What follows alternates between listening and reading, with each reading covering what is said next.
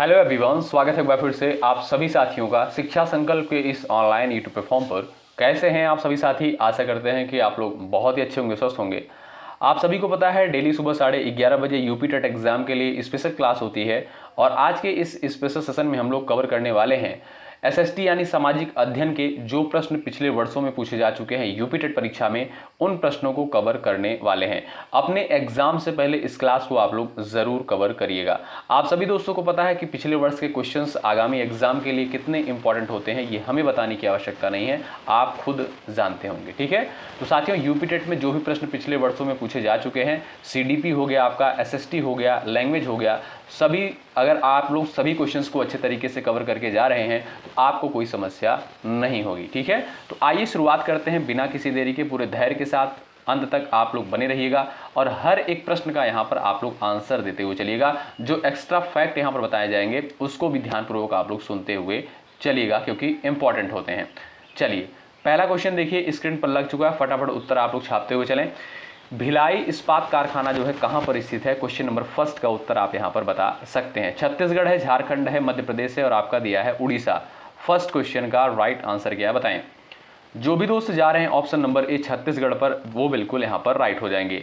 साथियों आप देखेंगे भिलाई इस्पात कारखाना जो है ये आपका सोवियत संघ रूस के सहयोग से जो है 1955 में इसकी स्थापना करी गई थी और ये आपका साथियों कहाँ पर स्थित है? छत्तीसगढ़ राज्य में जो है स्थित है। और यह साथियों भारत का पहला स्टील उत्पादक संयंत्र है जो रेल की पटरियों का मुख्य उत्पादक है, ये भी साथ साथ ध्यान रखें। ऑप्शन नंबर आपका ए बिल्कुल राइट आंसर होगा। अगला सवाल देखें, निम्नलिखित शैलों में से जो है कौन सा अवसादी शैल का उदाहरण है? स्लेट, संगमरमर, शैल और आपका दिया ग्रेनाइट, बताएं। इस प्रश्न का उत्तर आप लोग यहां पर फटाफट देने का प्रयास करें। सही आंसर आपका क्या हो जाएगा बताओ भाई, चलिएगा।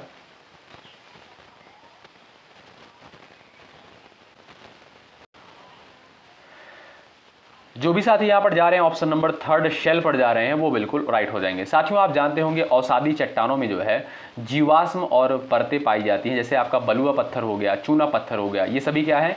ये सभी आपकी जो है अवसादी चट्टानें हैं। बात करें साथियों यहाँ पर हम अगर ग्रेनाइट की, तो ग्रेनाइट क्या है? ये आपका अग्नि शैल के अंतर्गत आता है। और स्लेट और आपका संगमरमर यहाँ पर दिया गया है, तो स्लेट और जो आपका संगमरमर है ये साथियों आपका रूपांतरित शैल के अंतर्गत आता है, ये आप ध्यान रखिएगा। ठीक है, आपसे यहाँ पर सवाल क्या किया है कि निम्नलिखित शैलों में से कौन सा अवसादी शैल का उदाहरण है? वो है साथियों आपका शैल। ऑप्शन नंबर थर्ड बिल्कुल राइट आंसर होगा और ये प्रश्न आपका यूपी टेट एग्जाम में पूछा जा चुका है। अगला सवाल, पुच्छल तारे की पूंछ की दिशा सदैव किस ओर होती है? सूर्य की ओर, सूर्य से दूर, उत्तर पूर्व की ओर, दक्षिण पूर्व की ओर। क्वेश्चन नंबर थर्ड का उत्तर आप लोग फटाफट यहां पर करेंगे। चलिएगा, राइट आंसर आपका क्या हो जाएगा? यहां पर सभी प्यारे दोस्त उत्तर देने का प्रयास करें। जो लोग जा रहे हैं भाई यहां पर सूर्य से दूर ऑप्शन नंबर सेकंड पर, वो बिल्कुल राइट हो जाएंगे। दोस्तों सौर विकिरण और सौर पवन के प्रतिकर्षण के कारण जो है पूंछ हमेशा जो है सूर्य के विपरीत दिशा में होती है, तो आप याद रखिएगा ऑप्शन नंबर बी आपका जो है बिल्कुल राइट आंसर हो जाएगा। साथियों ध्यान रखें आप लोग ये भी पॉइंट कि हैली साथियों एक प्रसिद्ध पुच्छल तारा है जो हर 76 वर्ष के बाद जो है दिखाई देता है। क्या नाम है भाई? हैली साथियों एक ये आपका पुच्छल तारा है जो 76 वर्ष के बाद जो है दिखाई देता है, ये भी साथ साथ आप ध्यान रखिएगा। अगला सवाल देखें, निम्नलिखित में से कौन सा जो है भ्रंश से संबंधित है? बताइएगा, भ्रंश से संबंधित जो है कौन सा इसमें से है? आप लोग बताएंगे, फटाफट आप लोग उत्तर बताइएगा। इंपॉर्टेंट सवाल है और ये प्रश्न आपका यूपी टेट एग्जाम में पूछा जा चुका है। तो जो दोस्त यहाँ पर जा रहे हैं ग्रोबिन, कहाँ पर भाई? ग्रोबिन पर जा रहे हैं ऑप्शन नंबर फोर्थ पर, वो बिल्कुल राइट हो जाएंगे। साथियों भ्रंश के कारण जो है नीचे धंसे भाग को जो है ग्रोबिन कहा जाता है और जो उठा हुआ भाग रहता है उसको हास्ट बोलते हैं। याद रखें, इंपॉर्टेंट पॉइंट है। ठीक है, तो वही भ्रंश के कारण जो है जो नीचे धंसा हुआ भाग रहता है उसे ग्रोबिन कहते हैं और जो उठा हुआ भाग रहता है उसे साथियों हॉस्ट कहा जाता है। ठीक है, आप जानते होंगे दोस्तों भारत में जो है नर्मदा और ताप्ती नदियाँ जो हैं भ्रंश घाटी से ही होकर बहती हैं, ये भी आपको पता होना चाहिए। ठीक है, तो यहाँ पर आप देखेंगे जो आपका फोर्थ ऑप्शन है बिल्कुल आपका राइट आंसर हो जाएगा ग्रोबिन। अगला सवाल देखें, निम्नलिखित में से कौन सा जो है उष्णकटिबंधीय मरुस्थल नहीं है? अटाकामा, अरबिया, गोबी, कलाहारी, बताएं। क्वेश्चन नंबर 5 का यहां पर फटाफट सभी प्यारे दोस्तों का आंसर आ जाना चाहिए। बताओ भाई, चलिएगा। दोस्तों कालाहारी मरुस्थल कहाँ पर स्थित है, वेरी वेरी इंपॉर्टेंट है, ये आपका अफ्रीका में स्थित है। कहाँ पर, अफ्रीका में स्थित है, याद रखिएगा, ठीक है। और साथियों यहाँ पर बात करें अगर हम आटाकामा मरुस्थल की, तो ये साथियों विश्व का जो है सबसे शुष्क मरुस्थल है, याद रखें कहाँ पर है, ये आपका साथियों चिली में स्थित है। कहाँ पर, चिली में स्थित है। लेकिन आपसे यहाँ पर सवाल क्या पूछा है, आपसे पूछा है कि कौन सा जो है उष्णकटिबंधीय मरुस्थल नहीं है, तो साथियों वो है आपका गोबी जो है, गोबी मरुस्थल जो है ये आपका उष्णकटिबंधीय मरुस्थल नहीं है, बल्कि ये आपका एक शीत या शीतोष्ण मरुस्थल है जो कि मंगोलिया और चीन में स्थित है। ऑप्शन नंबर थर्ड आपका बिल्कुल राइट आंसर हो जाएगा। अगला सवाल देखें, तापक्रम विलोमता का अर्थ क्या होता है, बताइए। सवाल नंबर 6 का उत्तर आप लोग बताएंगे। ये भी प्रश्न आपका यूपी टेट परीक्षा में पूछा गया है। यहाँ पर एक सिंगल क्वेश्चन आपको ऐसा देखने को नहीं मिलेगा जो पेपर में नहीं आया हुआ हो, ठीक है। यानी सभी प्रश्न दोस्तों पेपर में आ चुके हैं, सभी प्रश्न पेपर में पूछे जा चुके हैं। तो आप लोग इसीलिए पूरे धैर्य के साथ इस पूरी क्लास को जरूर अटेंड करके जाएं अपने एग्जाम से पहले। चलिए, तापक्रम विलोमता का अर्थ क्या होता है, बढ़ती ऊंचाई के साथ बढ़ता तापक्रम। क्या भाई, बढ़ती ऊंचाई के साथ बढ़ता तापक्रम। ऑप्शन नंबर बी आपका जो है बिल्कुल राइट आंसर हो जाएगा। चलिए अगला सवाल देखने, क्वेश्चन नंबर नेक्स्ट है, निम्नलिखित जलाशयों में से जो है कौन सा रिहंद परियोजना से संबंधित है। क्वेश्चन नंबर 7 का उत्तर बताइए, ये प्रश्न पेपर में आ चुका है, बताइए। सवाल नंबर 7 का फटाफट यहाँ पर उत्तर देते हुए चले आप लोग, राइट आंसर क्या हो जाएगा बताओ। निम्नलिखित जलाशयों में से जो है कौन सा रिहंद परियोजना से संबंधित है, वो है साथियों आपका Govind Ballabh Pant Sagar. Option number B आपका जो है बिल्कुल राइट आंसर हो जाएगा। साथियों ये जो है भारत की सबसे बड़ी कृत्रिम झील है जो उत्तर प्रदेश के सोनभद्र जिले में रिहंद नदी पर स्थित है, ध्यान रखिएगा। ऑप्शन नंबर बी आपका जो है बिल्कुल यहाँ पर राइट आंसर हो जाएगा। तो भाई कौन सा जलाशय जो है रिहंद परियोजना से संबंधित है, तो आप कहेंगे गोविंद बल्लभ पंत सागर। ऑप्शन सेकंड आपका बिल्कुल सही उत्तर हो जाएगा। अगला सवाल ये रहा, शिपिकला प्रसिद्ध पर्वतीय दर्रा जो है ये आपका कहां पर स्थित है। क्वेश्चन नंबर 8 का उत्तर बताएं। ये भी प्रश्न आपका यूपी टेट में आ चुका है, बताएं। फटाफट आप लोग उत्तर देने का प्रयास करें। यहां पर आपका राइट आंसर क्या हो जाएगा बताओ। जो साथी जा रहे हैं ऑप्शन नंबर 4 पर हिमाचल प्रदेश का, वो बिल्कुल यहाँ पर राइट हो जाएंगे, ठीक है भाई। तो साथियों शिपिकला दर्रा ये आपका कहाँ पर है, ये आपका हिमाचल प्रदेश में, ध्यान रखिएगा। दोस्तों सतलुज नदी जो है इसी दर्रे से होकर भारत में प्रवेश करती है, ठीक है, ध्यान रखिएगा, वेरी वेरी इंपॉर्टेंट पॉइंट है।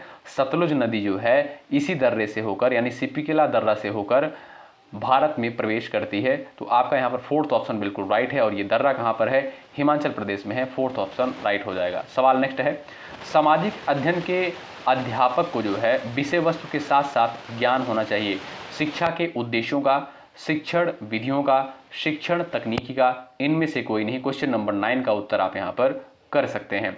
ये भी प्रश्न आपका यूपी टेट में आ चुका है, बताओ भाई। भाई पिछले वर्ष के क्वेश्चंस आप लोग जरूर करके जाएं, मैं आपसे बार बार यही चीजें बोलता हूं। चलिए इसका सही आंसर क्या हो जाएगा बताओ। जो दोस्त जा रहे हैं ऑप्शन नंबर 2 पर शिक्षण विधियों का, वो बिल्कुल राइट हो जाएंगे। साथियों शिक्षण विधियां यानी शिक्षण विधियों के ज्ञान से जो है जटिल सामाजिक संकल्पनाओं को छात्रों को आसानी से समझाया जा सकता है। इसलिए साथियों सामाजिक अध्ययन के अध्यापक को जो है विषय वस्तु के साथ साथ शिक्षण विधियों का भी ज्ञान होना आवश्यक है। ऑप्शन नंबर 2 आपका बिल्कुल यहाँ पर सही और सटीक आंसर हो जाएगा।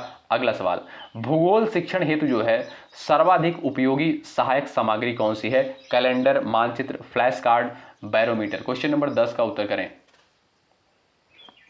चलिए यहां पर आपका राइट आंसर क्या हो जाएगा। बिल्कुल सिंपल सा क्वेश्चन, आप आंसर कर सकते हो। यहां पर जो लोग जा रहे हैं मैप यानी मानचित्र पर, वो बिल्कुल राइट हो जाएंगे। ऑप्शन नंबर 2 बिल्कुल राइट हो जाएगा। साथियों मानचित्र जो है दृश्य सहायक सामग्री है जो अमूर्त भौगोलिक स्थानों को जो है मूर्त रूप में दर्शाने का कार्य करता है। ऑप्शन 2 आपका जो है बिल्कुल राइट आंसर हो जाएगा। और साथियों ग्लोब के बारे में आप जानते हैं, ग्लोब जो है पृथ्वी का वास्तविक त्रिआयामी यानी 3 डायमेंशन प्रतिरूप होता है, ठीक है। सवाल नंबर अगला है, भारतीय संविधान का कौन सा भाग जो है मौलिक अधिकारों से संबंधित है। क्वेश्चन नंबर 11 का उत्तर आप लोग बताइएगा। चलिए फटाफट यहां पर आप लोग छापते हुए चलें इसका आंसर। भारतीय संविधान का कौन सा भाग मौलिक अधिकारों से रिलेटेड है। दोस्तों बात करें अगर हम मौलिक अधिकार की, तो मौलिक अधिकार की अवधारणा कहां से ली गई है, सबसे पहला क्वेश्चन यही बन जाता है। यूएसए यानी अमेरिका के संविधान से जो है मौलिक अधिकार की अवधारणा ली गई है। और इसका उल्लेख अगर आप देखेंगे साथियों भारतीय संविधान के भाग 3 में किया गया है। अनुच्छेद अगर आपसे पूछेगा तब आप बताइएगा 12 से 35 के अंतर्गत इसका उल्लेख किया गया है। ठीक है, ये सारे पॉइंट्स याद रखें, वेरी वेरी इंपॉर्टेंट है परीक्षा के दृष्टिकोण से। और अगर आप देखेंगे साथियों, मूल संविधान में जो 7 मौलिक अधिकार हुआ करते थे, लेकिन अब आप देखेंगे 6 मौलिक अधिकार हैं। 7वां मौलिक अधिकार कौन सा था भाई? जो संपत्ति का अधिकार था साथियों, इसे मौलिक अधिकार की श्रेणी में रखा जाता था, लेकिन अब साथियों इसे जो है मौलिक अधिकार के अंतर्गत नहीं रखा जाता। किसे? संपत्ति के अधिकार को। अब इसे साथियों एक वैधानिक अधिकार बना दिया गया और अब इसे जो है अनुच्छेद 301 के तहत रख दिया गया। किसे? संपत्ति के अधिकार को। ठीक है, ध्यान रखिएगा दोस्तों, संपत्ति के अधिकार को पहले जो है मौलिक अधिकार माना जाता था, लेकिन अब नहीं माना जाता। याद रखें इस पॉइंट को, वेरी वेरी इंपॉर्टेंट है। और अब वर्तमान में जो है 6 मौलिक अधिकार हैं भारतीय संविधान में। ठीक है, तो राइट आंसर क्या है? ऑप्शन नंबर 3 पर जो लोग यहाँ पर जा रहे हैं वो बिल्कुल राइट हो जाएंगे। अगला सवाल देखिएगा, पंचायती राज को जो है सुदृढ़ करने हेतु भारतीय संविधान में निम्नलिखित में से कौन सा संशोधन किया गया? क्वेश्चन नंबर 12 का उत्तर आप कर सकते हो। फटाफट यहां पर आंसर देने का प्रयास करो। चलिएगा, आंसर दीजिएगा। पंचायती राज को सुदृढ़ करने हेतु भारतीय संविधान में जो है निम्नलिखित में से कौन सा संशोधन किया गया? तो वो था भाई आपका 73वां संविधान संशोधन, ऑप्शन नंबर 3 बिल्कुल राइट आंसर हो जाएगा। साथियों आप जानते होंगे 73वें संविधान संशोधन 1992 के द्वारा संविधान में जो है भाग 9 और अनुसूची जो है 11 जोड़ी गई थी। ठीक है, और आप सभी दोस्त याद रखिएगा कि 24 अप्रैल को प्रत्येक वर्ष जो है राष्ट्रीय पंचायती राज दिवस के रूप में मनाया जाता है। ये भी साथ साथ ध्यान रखिएगा। कब भाई? 24 अप्रैल को राष्ट्रीय पंचायती राज दिवस के रूप में प्रत्येक वर्ष मनाते हैं। ये भी साथ साथ ध्यान रखें। ऑप्शन नंबर आपका 3 जो दिया गया है वो बिल्कुल राइट आंसर हो जाएगा। अगला सवाल देखो, अंतरराष्ट्रीय न्यायालय का मुख्यालय कहां पर स्थित है? क्वेश्चन नंबर 13 का उत्तर बताइए। ये भी प्रश्न आपका यूपी टेट एग्जाम में पूछा जा चुका है, बताइए। एक बार सब लोग सेशन को लाइक कर देंगे भाई, बहुत मेहनत के साथ यहाँ पर कंटेंट को तैयार किया जाता है, तब आप तक लाया जाता है। ठीक है, सेशन को लाइक जरूर कर दीजिएगा, इससे हमारा भी मनोबल बढ़ता है और आपके लिए बेहतर कंटेंट लाने का प्रयास करते हैं। यदि आप चैनल पर नए हैं सब्सक्राइब भी कर सकते हैं, फिलहाल जैसी आपकी इच्छा। ठीक है, अंतरराष्ट्रीय न्यायालय का मुख्यालय कहां पर स्थित है? आप देखेंगे द हेग में, ऑप्शन नंबर 3 बिल्कुल राइट आंसर हो जाएगा, ध्यान रखिएगा। ठीक है भाई, तो साथियों अंतरराष्ट्रीय न्यायालय नीदरलैंड के जो है द हेग शहर के पीस पैलेस में जो है स्थित है। और अगर आप देखेंगे साथियों इसमें जो है कुल 15 न्यायाधीश होते हैं। कितने? कुल 15 न्यायाधीश होते हैं और जिनका जो कार्यकाल होता है 9 वर्षों का होता है। ठीक है, 9 वर्षों का कार्यकाल होता है। ऑप्शन नंबर 3 बिल्कुल राइट होगा। अगला सवाल, जनसंख्या नियंत्रण व परिवार नियोजन विषय भारतीय संविधान के अंतर्गत किस सूची में शामिल है? क्वेश्चन नंबर 14 का उत्तर आप कर सकते हो यहां पर भाई। चलिएगा, सही उत्तर क्या हो जाएगा आप लोग बताओ। जो साथी जा रहे हैं ऑप्शन नंबर 3 पर समवर्ती सूची पर, वो बिल्कुल राइट हो जाएंगे। ठीक है, तो साथियों जनसंख्या नियंत्रण व परिवार नियोजन विषय जो है भारतीय संविधान के किसके अंतर्गत आता है? ये आपका समवर्ती सूची के अंतर्गत आता है। साथियों समवर्ती सूची पर आप जानते हैं इसमें जो है केंद्र और राज्य दोनों जो है कानून बना सकते हैं। और समवर्ती सूची की अवधारणा आप देखेंगे ऑस्ट्रेलिया के संविधान से ली गई है। कहां से? ऑस्ट्रेलिया के संविधान से ली गई है। सवाल अगला है, निम्नलिखित में से कौन सा निदेशक सिद्धांत विदेश नीति से संबंधित है? क्वेश्चन नंबर 15 का उत्तर बताएं। चलिए, सबसे पहली चीज जान लीजिए दोस्तों, नीति निर्देशक सिद्धांत जो है साथियों, जो नीति निर्देशक सिद्धांत या नीति निर्देशक तत्व हैं, ये आपका कहां से लिया गया? किस देश के संविधान से? आयरलैंड के संविधान से लिया गया है। और इसका उल्लेख आप देखेंगे भारतीय संविधान के भाग 4 में किया गया है। अनुच्छेद 36 से 51 के तहत इसको रखा गया है। अब आपसे यहाँ पर सवाल क्या किया है? यहाँ पर आपसे पूछा है निम्नलिखित में से कौन सा निदेशक सिद्धांत जो है विदेश नीति से संबंधित है? तो वो है साथियों आपका क्या? अनुच्छेद जो आपका 51 है। ऑप्शन 4 बिल्कुल राइट है। साथियों अनुच्छेद 51 में जो है अंतरराष्ट्रीय शांति और सुरक्षा की अभिवृद्धि से संबंधित है। ऑप्शन नंबर 4 आपका बिल्कुल यहां पर सही उत्तर हो जाएगा। ठीक, नेक्स्ट ये रहा, सामुदायिक विकास कार्यक्रम जो है शुरू किया गया था किस वर्ष? 1952 में, 55 में, 57 में, 1960 में। सवाल नंबर 16 का उत्तर यहां पर सभी प्यारे दोस्तों का आंसर आना चाहिए, बताओ। सामुदायिक विकास कार्यक्रम जो है किस वर्ष शुरू किया गया था? 1952 में। ऑप्शन नंबर जो आपका ए दिया गया है ये बिल्कुल राइट आंसर हो जाएगा। साथियों, इसकी शुरुआत आप देखेंगे 2 अक्टूबर 1952 को। कब? 2 अक्टूबर 1952 को जो है देश के ग्रामीण क्षेत्रों के विकास के उद्देश्य से जो है किया गया था। ऑप्शन नंबर आपका जो ए दिया गया है ये दोस्तों आपका बिल्कुल राइट आंसर हो जाएगा, ध्यान रखिएगा। अगर आपसे सवाल पूछेगा कि सामुदायिक विकास कार्यक्रम कब शुरू किया गया, तो 1952 को, ठीक है, 2 अक्टूबर 1952 को। अगला सवाल ये रहा, भारत में जो है उच्चतम न्यायालय ने भारतीय संविधान की बुनियादी ढांचे का सिद्धांत दिया। शंकरी प्रसाद के मामले में, सज्जन सिंह के मामले में, गोलकनाथ के मामले में, केशवानंद भारती मामले में। और ये प्रश्न दोस्तों आपका यूपी टेट एग्जाम में पूछा जा चुका है। चलिए, भारत में जो है उच्चतम न्यायालय ने भारतीय संविधान के बुनियादी ढांचे का सिद्धांत जो है दिया। सही उत्तर क्या हो जाएगा? ऑप्शन नंबर आपका 4 बिल्कुल राइट हो जाएगा, केशवानंद भारती मामले में, ठीक है। ऑप्शन नंबर 4 बिल्कुल यहाँ पर राइट आंसर हो जाएगा। साथियों, केशवानंद भारती बनाम केरल राज्य 1973 ऐतिहासिक फैसले में जो है सर्वोच्च न्यायालय ने मूल ढांचे की अवधारणा जो है दी थी, ठीक है। तो आपका जो फोर्थ ऑप्शन दिया है ये बिल्कुल सही उत्तर हो जाएगा। सवाल नंबर अगला है, भारतीय संविधान के किस अनुच्छेद के अंतर्गत राज्यपाल एक विधेयक को राष्ट्रपति की स्वीकृति के लिए सुरक्षित करने की शक्ति रखता है? अनुच्छेद 52 है, 108 है, 200 है और आपका दिया अनुच्छेद 213। इसका उत्तर बताएं आप लोग। चलिए, भारतीय संविधान के किस अनुच्छेद के अंतर्गत राज्यपाल एक विधेयक को राष्ट्रपति की स्वीकृति के लिए सुरक्षित रखने की शक्ति रखता है? सही उत्तर हो जाएगा अनुच्छेद 200। ऑप्शन थर्ड जो है बिल्कुल सही आंसर हो जाएगा। साथियों, अनुच्छेद 200 के तहत जो है राज्यपाल विधानसभा द्वारा पारित विधेयक पर अपनी सहमति देता है, रोकता है या राष्ट्रपति के विचारार्थ सुरक्षित रखता है, ठीक है। तो ऑप्शन नंबर जो थर्ड आपका दिया अनुच्छेद 200 ये बिल्कुल राइट आंसर हो जाएगा। और साथियों, अनुच्छेद 213 की अगर हम बात करें तो अनुच्छेद 213 जो है राज्यपाल की अध्यादेश जारी करने की शक्ति से संबंधित है, ये भी साथ साथ ध्यान रखिएगा। अगला सवाल देखो भाई, भारत के उपराष्ट्रपति का निर्वाचन निर्वाचक मंडल द्वारा किया जाता है जिसके सदस्य होते हैं राज्यसभा के सभी सदस्य, संसद के दोनों सदनों के सभी सदस्य, संसद के दोनों सदनों के निर्वाचित सदस्य, राज्यसभा के निर्वाचित सदस्य। बताइए, क्वेश्चन नंबर 19 का सभी लोग यहां पर उत्तर बताएं।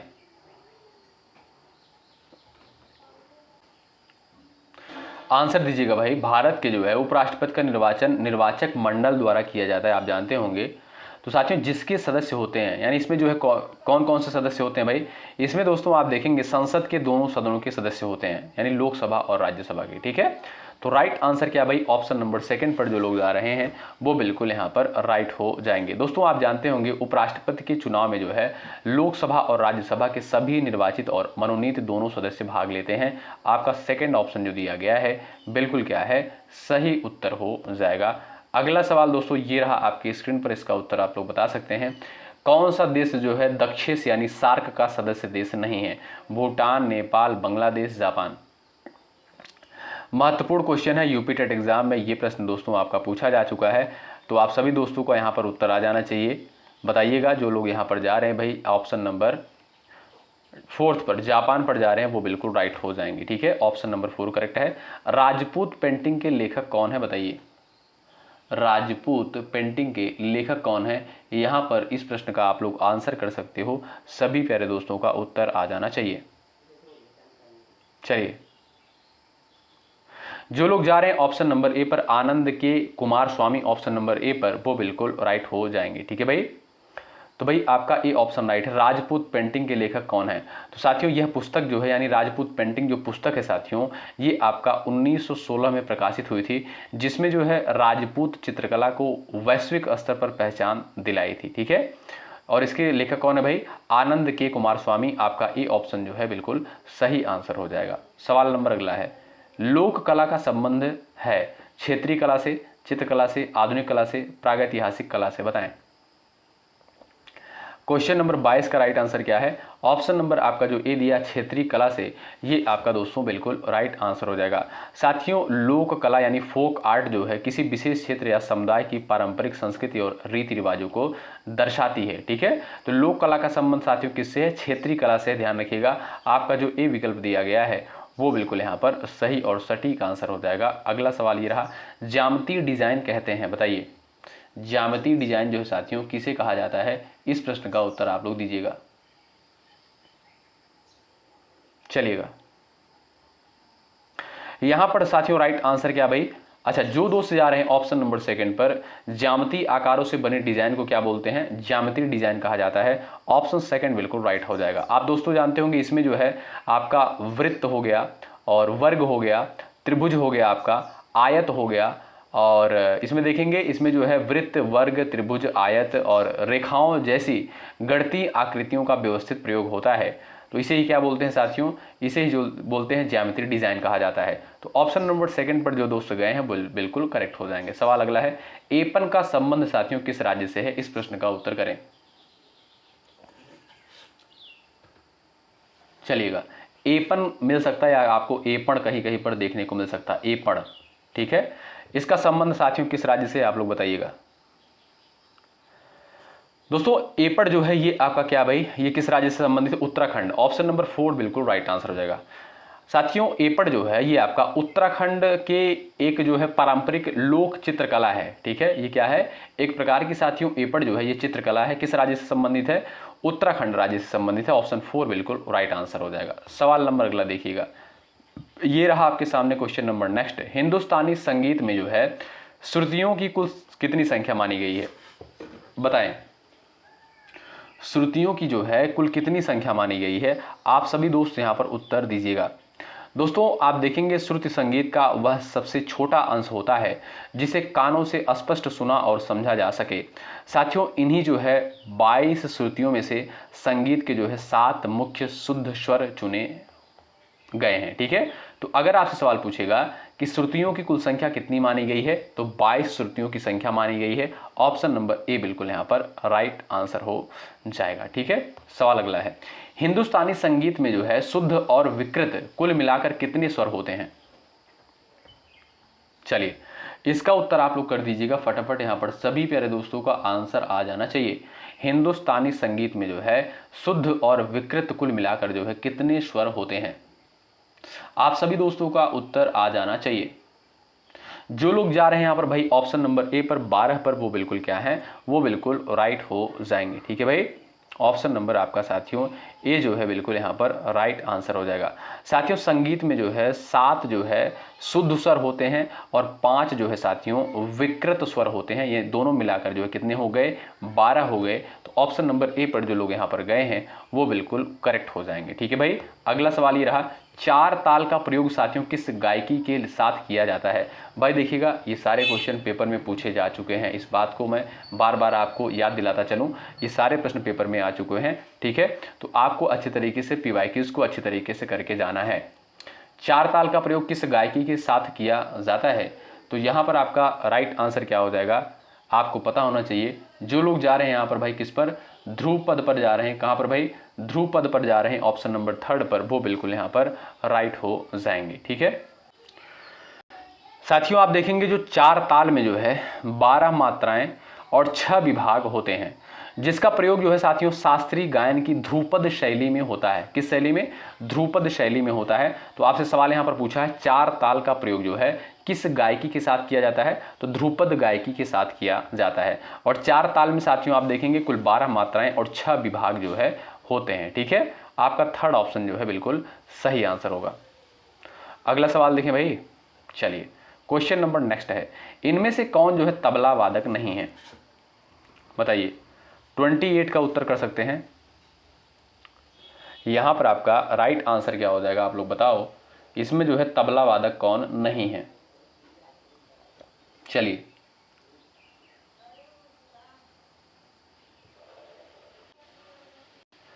यहां पर जो लोग जा रहे हैं रामदास शर्मा पर, ऑप्शन नंबर 3 पर, वो बिल्कुल राइट होंगे। अगला सवाल ये रहा, प्रथम राष्ट्रीय खेल कहां आयोजित हुए थे? बताइए। दिल्ली में, मुंबई में, कलकत्ता में, मद्रास में?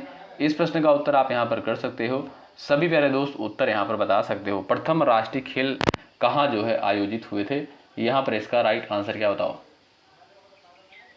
दोस्तों? भारत में जो है पहला राष्ट्रीय खेल आप देखेंगे वर्ष 1940 में मुंबई में आयोजित किए गए थे। कहां पर? मुंबई में। ऑप्शन नंबर जो आपका 2nd दिया है ये साथियों क्या है? बिल्कुल राइट आंसर हो जाएगा, ठीक है भाई। चलिए आगे बढ़ते हैं, अगला सवाल देखेंगे। ये रहा, आज भारत को जो है गीता की नहीं बल्कि फुटबॉल के मैदान की आवश्यकता है, यह किस विचारक ने प्रस्तुत किया था? इस प्रश्न का उत्तर कर सकते हैं। क्वेश्चन नंबर 30 का आंसर यहाँ पर आप लोग बता सकते हैं। चलिए भाई, ये प्रश्न दोस्तों आपका एग्जाम में आ चुका है। ये जो प्रश्न है आपके सामने, ये प्रश्न आपका पेपर में पूछा जा चुका। आप लोग बताएं, आज भारत को गीता की नहीं बल्कि फुटबॉल के मैदान की आवश्यकता है, यह कथन जो है किस विचारक ने प्रस्तुत किया था? जो लोग जा रहे हैं यहाँ पर Swami Vivekananda option number second पर, वो बिल्कुल यहाँ पर राइट हो जाएंगे। ठीक है, ऑप्शन सेकंड आपका बिल्कुल राइट आंसर हो जाएगा। साथियों, आप जानते होंगे स्वामी विवेकानंद ने जो है युवाओं में शारीरिक शक्ति, कर्मठता और आत्मबल के विकास पर जोर देने के लिए यह कहा था। ठीक है, इन्होंने साथियों 1897 में रामकृष्ण मिशन की स्थापना भी करी थी। ये भी साथ साथ ध्यान रखिए, पूछा गया सवाल बड़ा इंपॉर्टेंट है, आपसे पूछेगा कि रामकृष्ण मिशन की स्थापना किसके द्वारा करी गई? 1897 में स्वामी विवेकानंद के द्वारा जो है की गई थी। ठीक है, तो आपका जो सेकंड ऑप्शन दिया गया है बिल्कुल राइट आंसर होगा। आगे बढ़ते हैं, अगला सवाल यहाँ पर देखेंगे, खेल दिवस कब मनाया जाता है? क्वेश्चन नंबर 31 का उत्तर आप बताइए। दोस्तों, कल हमने आपको एक क्लास प्रोवाइड करी है जिसमें हम लोग महत्वपूर्ण दिवस को कवर किए हैं। ठीक है, और उसमें जो सभी महत्वपूर्ण दिवस बन सकते हैं एग्जाम के लिए, उनको कवर किया गया है। आप लोग सिर्फ एक वीडियो को जाकर देख लीजिएगा। ठीक है, मात्र 30 मिनट की वीडियो होगी, आप जाकर उसको चैनल पर जरूर देख लीजिएगा। और साथियों 2 से 3 क्वेश्चन आते हैं यहाँ से। ठीक है, 2022 में जो आपका यूपी टेट का एग्जाम हुआ था उसमें आप देखेंगे 2 प्रश्न पूछे गए थे, और मतलब 2 से 3 प्रश्न एग्जाम में आते हैं, तो आपको अच्छे तरीके से कवर कर लेना है। ठीक है, खेल दिवस आप देखेंगे साथियों, जो लोग कल की क्लास किए होंगे उनको पता होगा, 29 अगस्त को प्रत्येक वर्ष खेल दिवस के रूप में मनाते हैं। ऑप्शन बी आपका बिल्कुल राइट आंसर हो जाएगा। आप दोस्त पता होगा, यह दिवस जो है हॉकी के जादूगर मेजर ध्यानचंद के जन्मदिवस के उपलक्ष्य में जो है राष्ट्रीय खेल दिवस के रूप में मनाया जाता है। ठीक है भाई, अगला सवाल ये रहा, योग के संबंध में जो है प्रमुख ग्रंथ योग दर्शन के लेखक कौन है? ये भी प्रश्न पेपर में आ चुका है, उत्तर बताएं फटाफट आप लोग यहाँ पर। महर्षि भरत हैं, नारद हैं, पतंजलि है, देवदत्त है। राइट आंसर आपका क्या हो जाएगा भाई? महर्षि पतंजलि, ऑप्शन नंबर 3 बिल्कुल राइट आंसर हो जाएगा।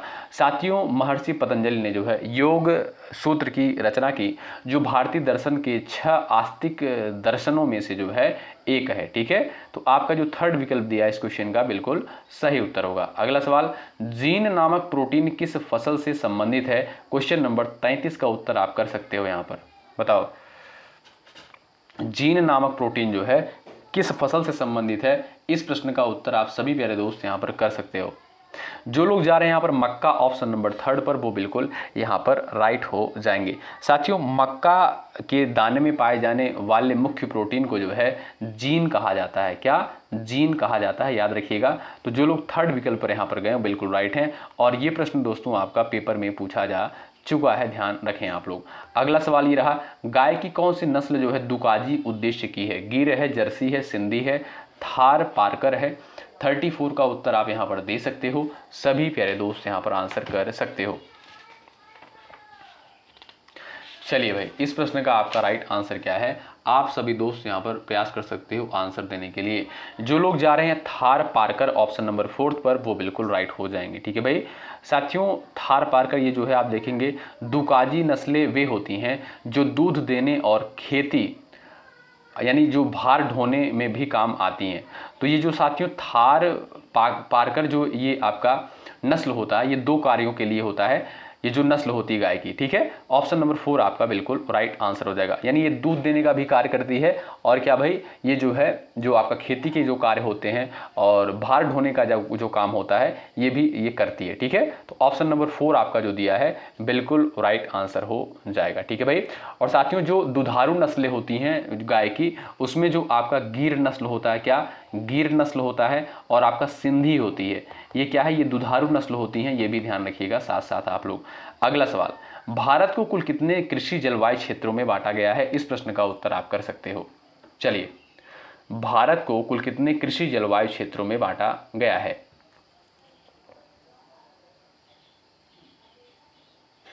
सभी प्यारे दोस्त यहां पर आंसर कर सकते हो, फटाफट आप लोग यहां पर उत्तर दीजिएगा। जो भी साथी यहां पर जा रहे हैं 15 पर ऑप्शन नंबर 3 पर जा रहे हैं, वो बिल्कुल राइट हैं, और बड़ा इंपॉर्टेंट क्वेश्चन है दोस्तों, ध्यान रखिएगा आप लोग। ठीक है भाई, ऑप्शन नंबर 3 दिया है, बिल्कुल सही आंसर हो जाएगा। आगे बढ़े भाई।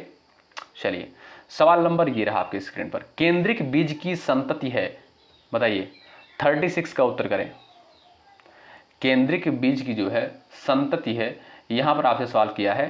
तो जो लोग जा रहे हैं यहाँ पर भाई ऑप्शन नंबर ए पर, प्रजनक बीज ऑप्शन नंबर ए पर जा रहे हैं, वो बिल्कुल राइट हो जाएंगे। ठीक है भाई साथियों, केंद्रिक बीज से जो है प्रजनक बीज तैयार होता है जिसकी आनुवांशिक शुद्धता 100% होती है, जिसकी आनुवांशिक शुद्धता 100% होती है, ध्यान रखें आप लोग। ठीक है, सवाल नंबर अगला है, केंद्रीय औषधि एवं सुगंध पौधा संस्थान कहाँ पर स्थित है, बताइएगा। चलिए इस प्रश्न का उत्तर आप करोगे, फटाफट बताओ भाई, सभी प्यारे दोस्तों का आंसर यहां पर आ जाना चाहिए।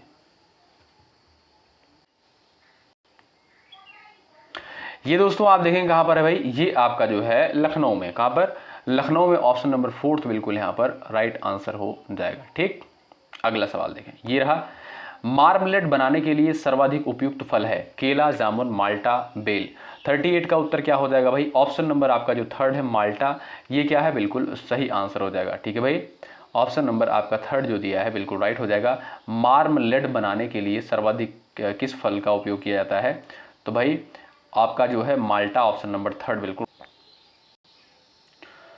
साथियों आप देखेंगे जो मार्मलेड होता है, ध्यान रखिएगा, जो मार्मलेड होता है ये एक प्रकार का जैम या जेली होता है जो नींबू वर्गीय जो आपके और फल होते हैं, जैसे खट्टे फल जो होते हैं, और इसमें देखेंगे जैसे आपका माल्टा हो गया, संतरा हो गया और नींबू हो गया। ठीक है, सबसे बेहतरीन माना जाता है मार्मलेड बनाने के लिए। ठीक है, तो आपका 3rd ऑप्शन जो दिया है ये बिल्कुल राइट आंसर हो जाएगा, माल्टा पर जो लोग जा रहे हैं। ठीक है, अगला सवाल ये रहा, केंद्रीय खाद्य प्रौद्योगिकी अनुसंधान संस्थान कहां पर स्थित है।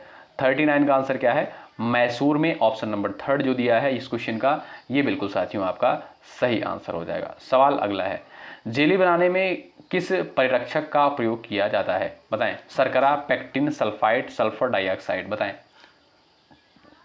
इस प्रश्न का उत्तर क्या है, यहां पर सभी प्यारे दोस्त आंसर करेंगे, फटाफट यहां पर बताएंगे। चलिए पेक्टिन पर जो लोग जा रहे हैं ऑप्शन नंबर 2 पर, वो बिल्कुल यहां पर राइट हो जाएंगे। ठीक है, ऑप्शन नंबर बी साथियों क्या है, बिल्कुल आपका सही उत्तर हो जाएगा। सवाल नंबर अगला है, केसर प्राप्त किया जाता है किससे, बताओ भाई, किससे जो है केसर प्राप्त किया जाता है। इस प्रश्न का उत्तर आपका क्या हो जाएगा, आपको पता होना चाहिए, पुष्प वर्तिकाग्र से जो है साथियों केसर प्राप्त किया जाता है, ऑप्शन नंबर 3 बिल्कुल यहाँ पर राइट आंसर हो जाएगा। ठीक है भाई, ऑप्शन 3 वाले दोस्त बिल्कुल राइट हो जाएंगे। सवाल नंबर अगला ये रहा आपके स्क्रीन पर, मानव शरीर में कुल कितनी पसलियां होती हैं, क्वेश्चन नंबर 42 का उत्तर करें। ये भी प्रश्न आपका यूपी टेट एग्जाम में पूछा जा चुका है, एसएसटी वाले पोर्शन में। ठीक है साथियों, हमने कहा कि आपसे कि भाई जो भी पिछले वर्ष के क्वेश्चंस हैं आप अच्छे तरीके से उसको कवर करके जाएं, सीडीपी, लैंग्वेज और आपका जो एसएसटी है सब कुछ अच्छे तरीके से कवर करके जरूर जाएं। ठीक है, तो मानव शरीर में अगर आप देखेंगे कुल पसलियों की संख्या कितनी है आपको पता होना चाहिए। जो लोग जा रहे हैं 24 पर, ऑप्शन नंबर 3 पर, वो बिल्कुल राइट हो जाएंगे। ठीक है, सवाल नंबर अगला, टीबी का टीका किस रोग से बचाव करता है, क्वेश्चन नंबर 43 का उत्तर बताएं। टीबी का टीका जो है किस रोग से बचाव करता है, तपेदिक, ऑप्शन नंबर जो आपका ए दिया है इस क्वेश्चन का राइट आंसर आपका ए जो है बिल्कुल राइट आंसर होगा। अगला सवाल देखें, क्वेश्चन नंबर नेक्स्ट स्क्रीन पर लग चुका है, उत्तर दीजिएगा। अंतर्राष्ट्रीय योग दिवस जो है कब मनाया जाता है, भाई 2 से 3 प्रश्न आते हैं, ध्यान रखिएगा। दिवस से जाकर आप लोग चैनल पर देख लीजिएगा, वीडियो अभी कल ही अपलोड करी गई है, उसको जाकर आप लोग जरूर देख लें। अंतर्राष्ट्रीय योग दिवस जो है किस दिन मनाया जाता है, 21 जून, 20 जून, 25 जून और आपका दिया 28 जून। सभी को पता होगा, बिल्कुल सिंपल सा क्वेश्चन है। 21 जून पर जो लोग जा रहे हैं ऑप्शन नंबर ए पर, वो बिल्कुल यहाँ पर राइट हो जाएंगे। और साथियों 21 जून को ही उत्तरी गोलार्ध का सबसे लंबा दिन होता है, ये भी याद रखिएगा, ऑप्शन ए बिल्कुल राइट होगा। अगला सवाल ये रहा, किन वस्त्रों में जो है गोंद के फलक, गोंद के जो है कलफ का उपयोग होता है, ऊनी वस्त्र, सूती वस्त्र, रेशमी वस्त्र, नायलॉन। 45 का उत्तर क्या हो जाएगा भाई, जो लोग जा रहे हैं यहाँ पर रेशमी वस्त्र पर, ऑप्शन नंबर 3 पर, वो बिल्कुल यहाँ पर राइट हो जाएंगे। साथियों रेशमी यानी सिल्क कपड़ों में जो है कड़ापन और चमक लाने के लिए जो है गोंद की कलफ का प्रयोग किया जाता है, ऑप्शन 3 आपका जो दिया गया है ये क्या है, बिल्कुल सही और सटीक आंसर हो जाएगा। अगला सवाल, अष्टाध्यायी के लेखक कौन है, सभी को पता होगा, वेद व्यास, पाणिनि, शुकदेव, वाल्मीकि, बताएं राइट आंसर क्या हो जाएगा। वाल्मीकि के द्वारा साथियों कौन सी रचित पुस्तक है, वो है आपकी रामायण। ठीक है, यहां पर जो आपका है रामायण वाल्मीकि से संबंधित है। और साथियों वेदव्यास की बात करें, आप सभी जानते होंगे, बता सकते हो आप वेदव्यास की कौन सी रचना है, क्या आप बता सकते हो? और पाणिनि की दोस्तों बात करें, पाणिनि आप जानते हैं ये आपका अष्टाध्यायी। वेदव्यास का आप बताओ भाई, बहुत ही फेमस ग्रंथ है, आंसर दीजिएगा। द्वितीय बौद्ध संगीत का आयोजन जो है किसके शासनकाल में हुआ था, इस प्रश्न का उत्तर आप कर सकते हो। तो जो लोग जा रहे हैं कालाशोक, ऑप्शन नंबर यहाँ पर 4th पर, वो बिल्कुल राइट हो जाएंगे। ठीक है भाई साथियों, ये जो दूसरी बौद्ध संगीत हुई थी ये आप देखेंगे 383 में। कब? 383 ईसा पूर्व में वैशाली में शिशुनाग वंश के राजा कालाशोक के समय में हुई थी। आपका 4th ऑप्शन जो है बिल्कुल राइट आंसर हो जाएगा, ये भी साथ साथ आप ध्यान रखिएगा। अगला सवाल, अकबर ने जो है इबादत खाना का निर्माण कहाँ पर करवाया था? 48 का उत्तर आप बताइएगा। अकबर ने जो है इबादत खाना का निर्माण कहाँ पर करवाया था? फतेहपुर सिकरी में। कहाँ पर? फतेहपुर सिकरी में। ऑप्शन सेकंड आपका बिल्कुल राइट आंसर हो जाएगा। ठीक है साथियों, इबादत खाना यानी प्रार्थना गृह जिसे कहा जाता है, इसकी स्थापना अकबर ने 1575 ईस्वी में धार्मिक चर्चाओं के लिए की थी। ऑप्शन सेकंड आपका राइट हो जाएगा। सवाल अगला है, आर्य समाज की स्थापना किसके द्वारा करी गई थी और कब करी गई थी? 49 का उत्तर आप यहाँ पर दे दीजिएगा। एक लाइक जरूर कर दीजिएगा आप हमारे लिए, क्योंकि साथियों इससे हमारा भी मोटिवेशन बढ़ता है और आपके लिए बेहतर कंटेंट लाने का प्रयास करते हैं। ठीक है, अगर आपकी इच्छा हो तो एक लाइक आप लोग जरूर कर दीजिएगा। इससे ज़्यादा कुछ होता नहीं, इससे आपका पैसा भी नहीं लगता, कोई चार्ज आपका नहीं लगता है, हमारा थोड़ा सा मनोबल बढ़ता है। ठीक है, तो यदि आप चैनल पर नए जुड़ भी सकते हैं, सेशन को लाइक भी कर सकते हैं, बाकी जैसी आपकी इच्छा। आर्य समाज की स्थापना की बात करें साथियों 1875 में करी गई थी। ऑप्शन नंबर आपका 3rd बिल्कुल राइट आंसर हो जाएगा, स्वामी दयानंद सरस्वती के द्वारा। किसके द्वारा साथियों? स्वामी दयानंद सरस्वती के द्वारा जो है अप्रैल 1875 में मुंबई में जो है आर्य समाज की स्थापना करी गई थी। और इन्हीं के द्वारा जो है एक नारा दिया गया था, वेदों की ओर लौटो, इन्हीं के द्वारा दिया गया था, जो कि वेरी वेरी इंपॉर्टेंट है। और साथियों इनका जो है एक बहुत ही प्रसिद्ध ग्रंथ है जिसका नाम है सत्यार्थ प्रकाश, ये भी आप लोग साथ साथ ध्यान रखिएगा, सत्यार्थ प्रकाश। अगला सवाल, इनमें से कौन जो है काकोरी कांड से संबंधित नहीं था? बताइए, काकोरी कांड से संबंधित इसमें से आपका कौन सा नहीं था भाई? तो जो लोग जा रहे हैं सूर्यसेन, ऑप्शन नंबर 4th पर, वो बिल्कुल यहाँ पर राइट हो जाएंगे। ठीक है भाई, ऑप्शन 4 आपका बिल्कुल यहाँ पर राइट आंसर हो जाएगा। साथियों काकोरी ट्रेन एक्शन जो हुआ था 9 अगस्त 1925 को हिंदुस्तान रिपब्लिक एसोसिएशन यानी HRA के क्रांतिकारियों ने जो है यह अंजाम दिया था। ठीक है, तो आपका 4th ऑप्शन जो है बिल्कुल राइट आंसर हो जाएगा। काकोरी कांड से कौन संबंधित नहीं है? सूर्यसेन जो है संबंधित नहीं है। ऑप्शन 4 बिल्कुल राइट होगा। सवाल अगला है, दीन ए इलाही की स्थापना किसके द्वारा करी गई थी? वेरी वेरी इंपॉर्टेंट सवाल है ये आपका साथियों, कई बार प्रश्न पूछा जा चुका है पेपर में। दीन ए इलाही की स्थापना की बात करें साथियों, आप जानते होंगे अकबर के द्वारा दीन ए इलाही की स्थापना जो है 1582 में करी गई थी। कब साथियों? अकबर ने जो है 1582 ईस्वी में सभी धर्मों के मूल तत्वों को मिलाकर एक नए दैवी एकेश्वरवाद दीन ए इलाही धर्म की जो है शुरुआत करी थी। ऑप्शन नंबर आपका जो 3rd दिया गया है ये क्या है? बिल्कुल सही उत्तर हो जाएगा। अगला सवाल ये रहा, ह्वेनसांग साथियों किसके शासनकाल में जो है भारत आया था? वेरी वेरी इंपॉर्टेंट सवाल है, यूपी टेट एग्जाम में ये सवाल आपका पूछा जा चुका है, आंसर आप लोग दीजिएगा। चलिए साथियों, चीनी यात्री ह्वेनसांग को जो है यात्रियों का राजकुमार कहा जाता है और उसने जो है नालंदा विश्वविद्यालय में शिक्षा ग्रहण की थी। ठीक है, और किसके शासनकाल में ये भारत आया था दोस्तों? ये आपका हर्षवर्धन के शासनकाल में भारत आया था। ऑप्शन 4 जो आपका दिया है ये क्या है? बिल्कुल आपका सही उत्तर हो जाएगा। अगला सवाल, इन बादशाहों में से जो है किसे कलंदर कहा जाता था? इस प्रश्न का उत्तर आप कर सकते हो। कलंदर भाई किसे कहा जाता था बताइएगा। दोस्तों यहाँ पर आप देखेंगे जो सही आंसर है बाबर। जो लोग जा रहे हैं ऑप्शन नंबर ए पर वो बिल्कुल राइट हैं भाई। यहाँ पर 60 क्वेश्चन कवर किए गए हैं और पूरी ईमानदारी के साथ आप लास्ट में ज़रूर बताइएगा कि आपने इन 60 सवालों में से कितने सवालों को जरूर राइट किया, ज़रूर बताइएगा। ठीक है, देखिए दोस्तों बाबर पर जो लोग जा रहे हैं वो बिल्कुल राइट हैं। दोस्तों आप जानते होंगे पानीपत का जो प्रथम युद्ध हुआ था 1526 में। ठीक है, 1526 में विजय के बाद साथियों काबुल के प्रत्येक निवासी को चांदी के सिक्के दान करने के कारण जो है बाबर को कलंदर, कलंदर का मतलब क्या? उदार की उपाधि दी गई थी। क्या भाई? कलंदर का मतलब ही होता है उदार। ठीक है, तो उदारता की उपाधि दी गई थी। ऑप्शन नंबर आपका जो ए है बिल्कुल आपका राइट आंसर होगा। सवाल अगला है, बंगाल का विभाजन करने वाला गवर्नर जनरल कौन था? इस प्रश्न का उत्तर आप यहाँ पर कर सकते हैं, फटाफट बता सकते हैं। बंगाल का विभाजन करने वाला governor general lord Curzon, option number A है। वेरी वेरी इंपॉर्टेंट सवाल है, ए विकल्प आपका बिल्कुल राइट आंसर होगा। कुंवर सिंह किस राज्य के जमींदार थे? क्वेश्चन नंबर 55 का उत्तर बताएं। बैरकपुर, जगदीशपुर, अवध, बिठूर, 55 का उत्तर यहाँ पर सभी प्यारे दोस्तों का आंसर आ जाना चाहिए। अब जो लोग जा रहे हैं ऑप्शन नंबर यहाँ पर सेकंड पर, जगदीशपुर पर, वो बिल्कुल यहाँ पर राइट हो जाएंगे। अगला सवाल देखें, निम्नलिखित में से कौन सी शिक्षण सहायक सामग्री महाद्वीपों के आनुपातिक क्षेत्र एवं आकार को दर्शाने में सर्वाधिक उपयुक्त साबित होगी, बताइए। अब इस प्रश्न का उत्तर आपका क्या हो जाएगा भाई, ग्लोब। ऑप्शन नंबर जो थर्ड है बिल्कुल राइट आंसर हो जाएगा। आप जानते हैं दोस्तों, ग्लोब जो है पृथ्वी का शुद्ध और वास्तविक पैमाना यानी त्रिआयामी प्रतिरूप है, यानी 3 डायमेंशन प्रतिरूप होता है, जो महाद्वीपों और महासागरों के सही आकार क्षेत्र को बिना विकृत के दिखाता है। तो आपका जो थर्ड विकल्प दिया है वो बिल्कुल राइट आंसर हो जाएगा, ध्यान रखिएगा। अगला सवाल ये रहा, भूगोल शिक्षण की उपयुक्त विधि क्या होती है, भ्रमण विधि, वार्तालाप विधि, कहानी विधि, उपरोक्त में से कोई नहीं। 57 का आपका उत्तर क्या हो जाएगा, बताओ। दोस्तों आप देखेंगे जो भ्रमण विधि होती है, जो फील्ड ट्रिप मेथड होता है, ये भूगोल के व्यवहारिक और प्रत्यक्ष ज्ञान जैसे स्थलाकृतियाँ, नदियाँ, मृदा के लिए जो है सबसे सर्वोत्तम विधि मानी जाती है, क्योंकि इसको भ्रमण करते हुए हम सारी चीज़ों को देखते हैं, तो इससे जो है ये सबसे बेहतर विधि मानी गई है भूगोल शिक्षण की, ठीक है। तो आपका जो राइट आंसर क्या है वो हो जाएगा आपका भ्रमण, ऑप्शन नंबर ए जो है बिल्कुल सही आंसर हो जाएगा, ठीक है। सवाल अगला ये रहा, मानचित्र को समझने की सर्वव्यापी भाषा को समझा जा सकता है, बताइए। मानचित्र को समझने की सर्वव्यापी भाषा को समझा जा सकता है रेखा चित्रों से, रूढ़ चिन्हों से, वर्णमाला के अक्षरों द्वारा, थीमेटिक मानचित्रों से। 58 का उत्तर आप यहाँ पर कर सकते हो। चलिए राइट आंसर क्या हो जाएगा, आप सभी प्यारे दोस्त यहाँ पर उत्तर दे सकते हो, राइट आंसर क्या बता सकते हो, चलिएगा। जो दोस्त जा रहे हैं यहाँ पर रूढ़ चिन्हों से, ऑप्शन नंबर सेकंड पर, वो बिल्कुल राइट हो जाएंगे। साथियों रूढ़ चिन्ह जो है वे अंतर्राष्ट्रीय प्रतीक होते हैं जिनका उपयोग मानचित्रों में नदियों, पहाड़ों, रेलवे लाइनों आदि को बिना भाषा की बाधा के दर्शाने के लिए किया जाता है, ठीक है।